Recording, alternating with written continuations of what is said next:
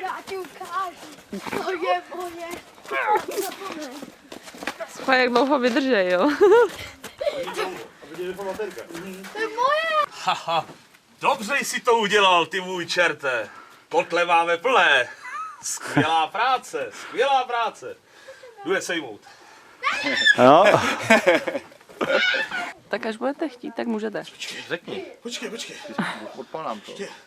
Jeden knoflík. No, on to musí odpálit asi Simon, knoflíka. Se nenechá, on to vyslí oko, ale. Jste blbci. Tak můžem. Jo, počkej. Se knoflíky. Píček, no. Kde je samotář, někde knoflíka. Se mě zvětšil ty 4 kilečka, jsou znát, no. Teda! No tak si malý si hodně drzí! Nemůžu házet nohama napřed. Já jich spasím, kdybych ho hodil. Stejná Honza neumí házet, ty jednou pískle! Co si o sebe myslíš? Hop! Dobrý. Jsme daleko, já to nedohodím. Co to má být? Máš ti děcka trošku neomalené? Koukni, jak zmordovali mého kamaráda. Příteli, můj drah.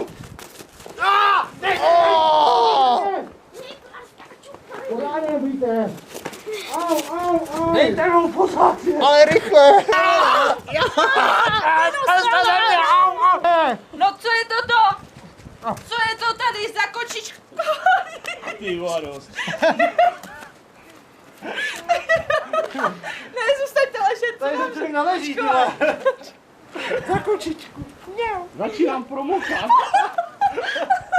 To chápu, pojďte!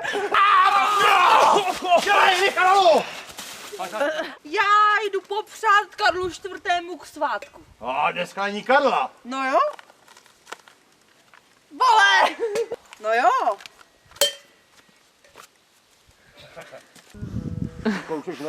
No. Jabko. A mě byl dopředu. I'm Robin Hood. Je to. Tak. Mám dost moudrý pohled. Ne, musíš být vyděšený. Jako vystrašený, jako že jsi zrudl, víš?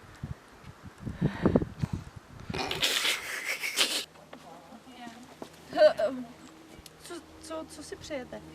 Hele Blážo, věřič Horimírovi, že venku cáká, takže já se jdu schovat do sklepa. To jsou šárny. Tak do sušárny. To je jedno. Tak na to se napijem.